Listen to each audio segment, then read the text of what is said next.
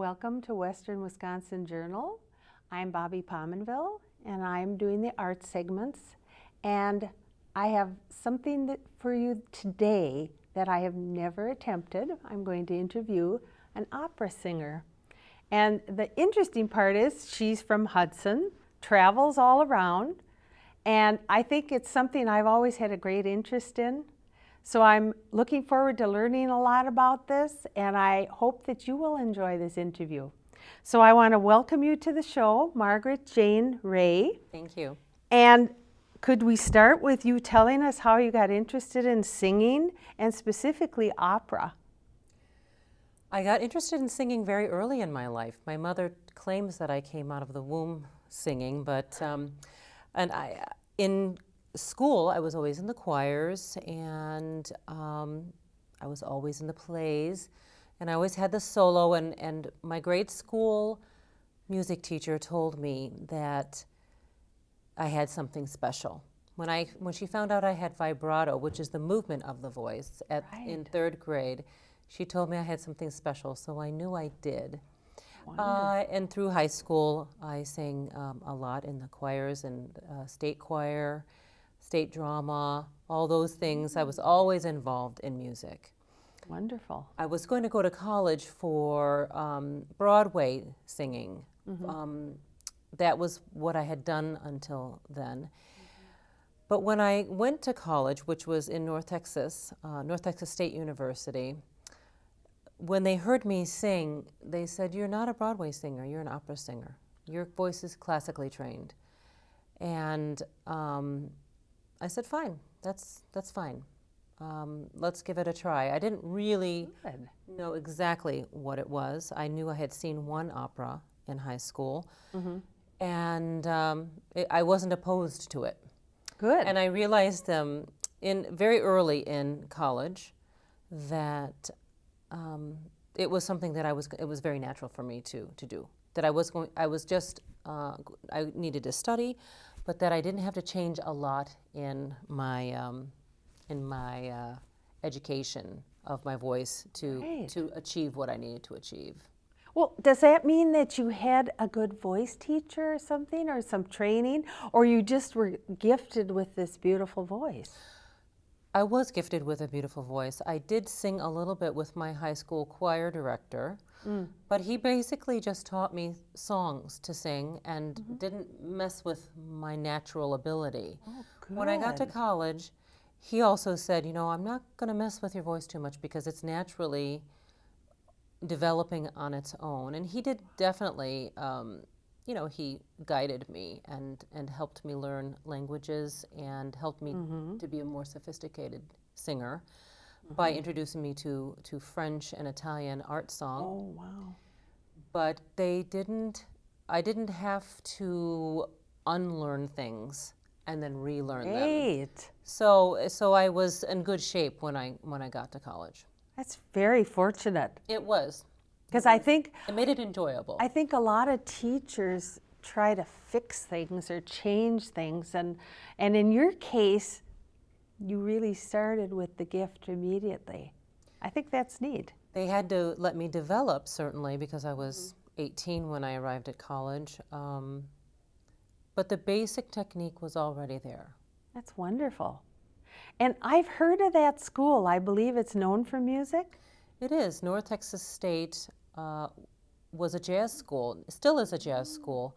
Not very famous for opera, but certainly had it was the second largest music school in the early 80s. That I'm not sure is the case anymore, but and it's also not called North Texas State. I think it's called something else now. So University of North Texas is what it's called now. All right, because I have heard of it, and probably in the music circle somehow. Yeah. It's come up. So what training is required to be a singer of such stature, to do these major works? It'd be interesting to hear about that. Well, I did study in 4 years in college, and then something happened. I went and I sang many contests. There's lots of classical singer contests where you earn a lot of money if you win first prize or first third prize. One of the contests that I entered was the Metropolitan Opera Yes. auditions. Uh-huh. Now, I won those in 1984, which was the last year of college. And the Houston Opera Studio immediately wanted me to come down there to be in their opera studio to train with them. And I had signed a contract with them already, because at that time the Met also wanted me, but for their young artist program. And but they said, go to Houston for a year, do their program, and then come to us in New York where we can take you further. So I was very, very, very lucky to get that kind of training, because that's something that you can't learn that in college. You can't learn it in a master's program. No. And you were on the fast track pretty much. I was very well taken care of. Excellent. So you ended up in New York. I did. And all the time you were studying then, was your voice at the same level? I mean, the same range? And what were you called as an opera singer? I mean, at that point, I was a mezzo-soprano. Okay. That classification is, of course, a little bit lower than a soprano, Yes. a little bit higher than an alto. But usually you have a very wide range. It's about a 3-octave range. oh yeah. At that time, I had a nice young lyric voice, slightly more mature than some of the other kids my age, because I was 22 when I went to New York, which was very young. 23. Yes. 23. Wow. That was very young, and normally for that program, the people were starting at about 26 or 7. They had already maybe done a master's degree. True. So yes, I was already, well developed. Yes. But I mean, I have developed a lot in the 25 years since then. So. And I think the unusual thing about that is it does take many years for the voice to mature. And I know I found with myself, when I was that age, boy, my voice was not mature. Yeah, it does mature. And it was changing even in pitch and going a little bit higher as I did mature, and probably got into my 30s. And my voice started going higher, and it was more comfortable for me higher. So then you actually did that too, right? I did that too. In 1989, I sang in a contest in New York City called the Richard Tuckert Foundation, and Birgit Nielsen, who opera lovers and Wagnerians will know as she was one of the most famous Wagnerian sopranos. Yes. She was the judge of this contest, and I won. And I Oh, won my. $25,000. And I won, they do a large concert at Avery Fisher Hall at Lincoln Center in New York City, which is where the Metropolitan Opera is, the New York City Opera, and also the New York Philharmonic. And in the Philharmonia, on that stage, we had a huge concert with many opera singers, many stars, and it was on PBS with Beverly Sills. Oh, Who yes. was also another very famous opera singer. Both those Yes. women are passed now. So, Yes. So I got to do that, and that was one of the things that really launched my career, is having the recognition with that contest. That's wonderful. But I did that as a soprano. I had moved up to a full dramatic soprano, which is a heavier soprano. Oh, yes. Kind of a mezzo-soprano with high notes is kind of what it is. Uh-huh. And so that would lend you into certain operas and certain compositions and composers' works that would fit your voice, right? That's right. At that time, because I was so young, I was still in my 20s, I was singing Mozart, and I was singing some of the lighter composers where it doesn't take a lot of volume, and you also don't have to sing over such a large orchestra. That's the difference. Yes. Once you get into a Wagnerian repertoire, which is a heavier repertoire, the orchestras get much, much bigger. There's lots more brass in the orchestra, and the music is much more stentorian, and you have to have a big voice to carry over that orchestra, because we're not mic'd. We don't have a microphone like Broadway does. And some of the opera houses, the Metropolitan Opera House is 3,700 seats. That's a big auditorium to have to That's sing to the huge. last row. Oh my. Now, what kind of production do you have to work on to do that? As far as how do you work at getting that volume? Because you can't just say, like to students, sing louder. No. Your Because voice, sometimes it can cause damage and whatever. right, and it is maturity. I didn't is, start yes. singing, I started singing Wagner maybe at 32, 33, but I sang the lighter Wagner roles, the high soprano roles that were not, they were taxing for my voice, but not in a negative way. And you kind of, you have to, and I sing all the little Wagnerian roles, the short roles, yes. to get my feet wet. Okay. And then you work up to the larger ones that take a lot of power and stamina. It's like being an athlete for your voice. That's true. Because these productions go, what, 3 hours maybe? Well, if it's 3 hours, it's usually, that's a short opera for me because Really? the Wagnerian ones are 5.5.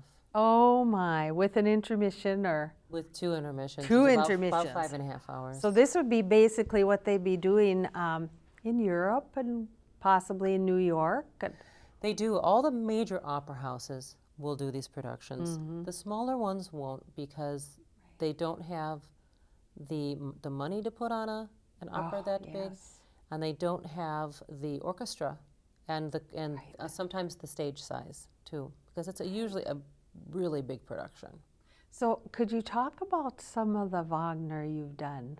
Tell us just a little bit about it if you have any favorites or stories or whatever. Anything in particular? I've done just about all the soprano Wagner roles there are. Oh my. But the one that I'm most known for right now is Sieglinde, and that's in an opera called Die Walküre. And Die Walküre is part of something called The Ring, The Ring of Nibelungen. Yes. And that's 4 operas that Wagner wrote, and it's a story. The 4 operas make up the whole story. And it's based loosely on the same the Norse legends that The Lord of the Rings is based on. Oh, how interesting. So it has the Ring of Power in it. It has, a big dragon. It has the kind of people that are considered like the Shire folk, like Frodo was in the movie. Yes. It has people struggling to do the right thing with the ring. It's a wonderful, wonderful 4 operas. But my specialty is Sieglinde. And also the main character in this Die Walküre is Brunhilde. And if you've ever seen any commercial or movie that there's an opera singer, they usually have Brunhilde with the lady with the big horns and a spear. Well, that's Brunhilde. Yes. So that's the opera that we're talking about. I do recall that. Yeah. That's a great lead in there. Yeah. Oh, and that story has become so popular with the movies and all. Yeah. But of course, the music in the movies I like as far as movie music, but it's not using any of the opera at all. No, it's not. It's just using the story a bit. Right. It's a separate production and separate idea, but it's based loosely on the same stories. Yes. So, oh, I think that would be very interesting. And wouldn't it be great if all the people who are so into these movies and so on could get into the opera side of it? Well, I think they would love it because it has giants and lots of swords and long hair and brave men and of course women too, and the heroine is a woman and her 8 sisters, Brunhilde. Oh, wow. So and it ends with the end of the world. Oh, wow. The world ends. That is fabulous. And the music is some of the most exciting music you'll ever hear.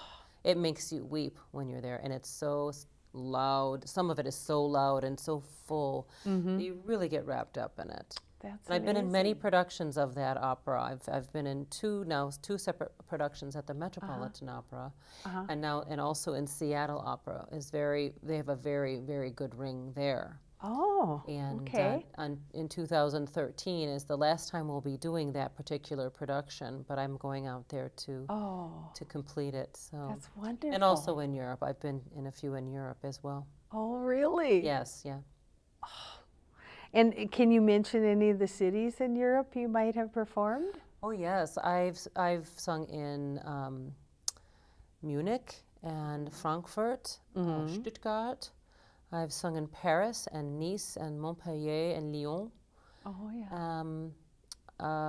So I've sung in London.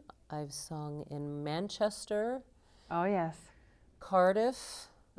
All of those are in the United Kingdom. Mm-hmm. And I've sung at La Scala in Milan, Oh, wow. which is that's the main opera house in That's Italy. major. Yeah.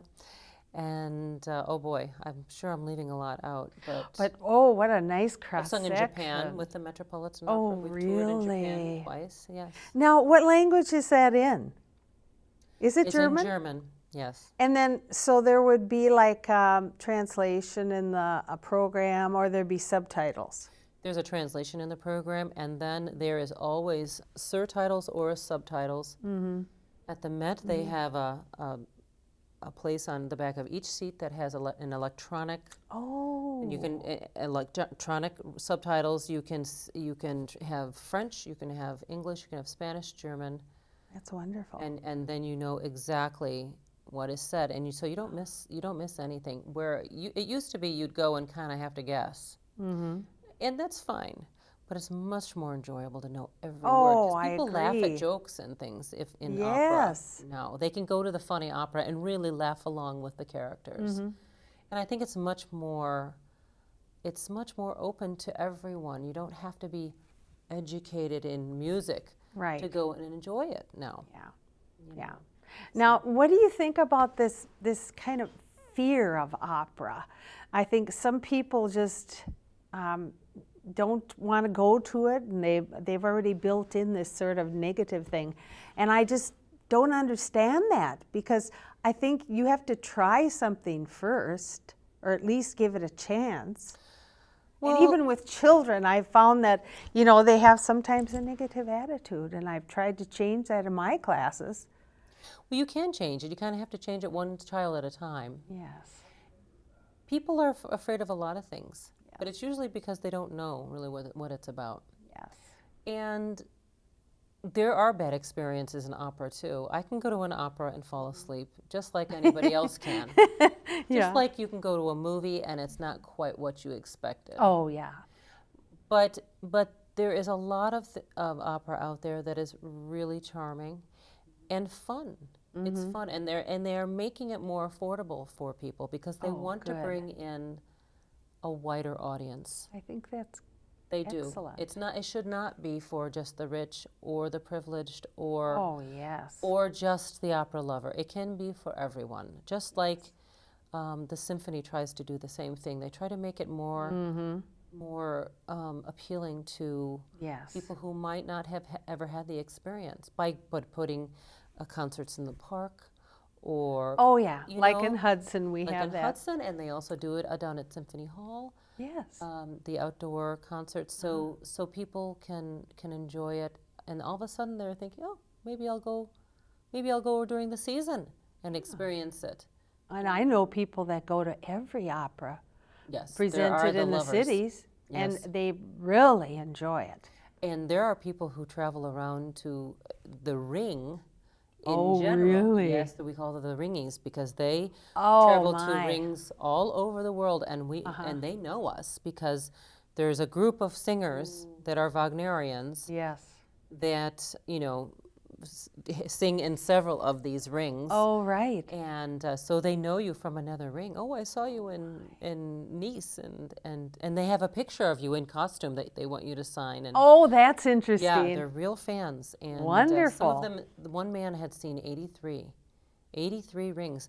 The whole ring is in 1 week, and it's 17 hours of opera. Oh, my. So it's a commitment. But they That's- love it. They That's love just it. massive. They love it. It's awesome. Well, I can understand that. I think it's really, You take vacation. Some people take vacations. These people take opera vacations, and they come and Yeah. see it. yeah. Oh, it just makes me want to it makes me want to get into it more than I have been, because I've been going to other, venues and maybe a little more lighter things. But I do think it's something that a person should really be exposed to, and you've sort of inspired me, really. It sounds fun. I like light things too, though. One of my favorite things at the symphonic concert this year in the park was the E.T. medley that they did. Yes. That was beautiful music. Yes. And that composer 100 years ago would have been writing opera. But because we have the genre of TV, Yes. he's writing for TVs and movies. Yes. That's how skilled his composing is. Yes, I hear you. But I had a tear in my eye when that played. It was beautiful. That's neat. Neat. Well, I was just going to ask you something I hadn't thought of before, but do you have any preference as far as language when you're singing? Do you really kind of like them all equally, or do you feel that one is more expressive as far as music? Well, I sing in German mostly. Oh, just you because do? that's my specialty. Oh, okay. But I love to sing in French, and I love to sing in Italian. Oh, yeah. And have. Yes. I just this last season learned a Russian role. Oh, my. A Russian opera, and that took a lot of doing, because I just am not used to the language. Yes. So I had to study probably 10 times longer on that than I did for any other role that I normally do. That is But it was difficult. immensely gratifying, because I really did love it, and I was good at it. Good. But it took me a while to have the courage Good. to do it. And would anybody recognize the name of that one, or the composer? Well, it was Boris Godunov is the name Oh, of the yeah. opera. That's a familiar one. And it's based on the history of Russia. Oh, Big opera. that would be fun. And it was a new production at the Metropolitan Opera. Good. Very good. Well, I was just curious. Now, I was wondering, how do you balance your life in Hudson and travel to the opera houses? Carefully. Like anybody else, and you know how women are. We just like to do everything. We're always, not that men don't, but I'm just going to speak about Oh, women. yes. We're mothers, and we're housewives, and we work and do a lot of things in our lives, but it's not easy to balance. No. And certainly some things have suffered in my life because of my work. And I have to do the best I can with that, not have mother's guilt when I'm away. Wow. The easiest thing for me, though, is I can go away because I have a fabulous husband. And my husband stays home with the children. His work doesn't take him away that often, so he stays home, and we have homeschooled our children. Now, we do have one child in high school now, but we homeschool the young one. Oh. So now he's getting ready to go off for about a month on his job, and I'll be home. But normally when I'm gone, he's home holding the fort down. Well, you must be gone for long periods of time. I can be gone up to 9 weeks at a time. But I do fly. I'll try to fly home for 3 days at a time. Oh, good. And it break up that length of time, because it's unless I'm in Europe, then I might not be able to. Yeah, that would be more difficult. And when we're in Seattle for the summer, the family comes with for the whole summer. Good. And there's lots of kids there with the opera. All the singers have kids, so we're a big family out there. Wonderful. So, Like it. but balancing isn't easy. I think I do what I love, and I'm good at what I do, but it is not who I am. It is just what I do. Wow. And sometimes there have been times in my career that I haven't taken the road that I should have for my career, because it's not right for my family. Oh, yeah. Well, So, but that's okay, because I have the best of both worlds. yes. I'm not a superstar, but I'm quite well known and respected in the opera world. especially in the Wagnerian repertoire. But, and I have recordings and things like that, and I have a website, and I have a wonderful management team in New York. So I have all the things of an accomplished opera singer. Well, it looks like you're managing it. But I also need to stay home too. I'm really happy to be home this summer, to dig in my garden and hang out with my boys. And then are you kind of incognito in Hudson? Because people don't really know what you do. No, I mean, the people at my church certainly know what I do because I'll sing there. And sing special services at Christmas and things like that. And I have sung with the Minnesota Orchestra. I've sung there. But I don't sing much locally. No, I'm pretty much Margaret Samus instead of Margaret Jane Wray here. Yes. Well, that's wonderful. That's good. And I could see where it would be very tricky to manage that type of thing. What will you be doing in the upcoming concert schedule for fall, I assume, right? Well, I would love to be singing this fall, but I'm not. Okay. I don't have anything until December, which is a pretty long break for me. Oh, good. Unless, of course, something comes up, and it often does, that someone will get sick and you have to jump in for somebody. Right. But right now, I go back to New York for the whole second half of the season at the Metropolitan Opera. There's 2 new productions, and then a production that I've done before. So is December the starting of a major work? No, the season for the opera is from September to May. Oh, okay. Just like the regular year then. And that's just when that particular production starts, and it's a new production, and it takes a little longer to get it off its feet. Oh, sure. About 5 weeks for rehearsal. Oh, that's what I was just curious about. 5 weeks to rehearse it. Well, 3.5 weeks to rehearse it, and then there's another about 2 weeks on stage, because it's the New York Ring is very difficult technically, and it takes them that long to put it together with everybody on stage, backstage, lighting, orchestra. The set is difficult. It's a heavy set. Oh my! And it's moved with electronics, computer. Oh. And it has a lot of computer screens that they project things onto, and it's an amazing thing. Wow. But it is new. It's new technology, so it does take a lot. And see, in Broadway, they will rehearse and tech a show for months. In opera, we get 5 weeks for a new show. Oh. So it's not enough sometimes. So especially if they want to do something as technically difficult as the one that they're doing right now. It sounds very challenging. And then when you do start that, which one is it, by the way? The one that I'm talking about is the last opera of the Ring. It's wow. It's Gute Dämmerung, which basically means the end of the world. Oh, wow. And it's heavy. a 5.5-hour opera, and it's the biggest one of the 4 operas. That's wonderful. It is wonderful. If you haven't seen it, go get it. I really have to get into this because it sounds just marvelous. Yeah. And I had no idea that Seattle was such an important place as far as opera is concerned. They are. They are considered the Wagner Central in the United States for summer opera. They do their Wagner during the summer. And people travel from all over to go to Seattle. Just like they travel to Bayreuth in Germany, which was Wagner's birthplace, and Wagner is the composer of these operas. Yes. So it's considered the Bayreuth of the United States. That's wonderful. I'm so glad you enlightened us on that. And me too, because I really need to learn more about opera. Well, I'd be happy to help you with that. Thank you. Thank you. I really enjoyed talking with you. Thank you. Thank you so much for taking time to come today. And I hope that you enjoyed the interview and have learned something about opera. And I hope, like me, you're going to be getting involved in it a little bit, listening more and finding out what it's all about. Thank you for watching today.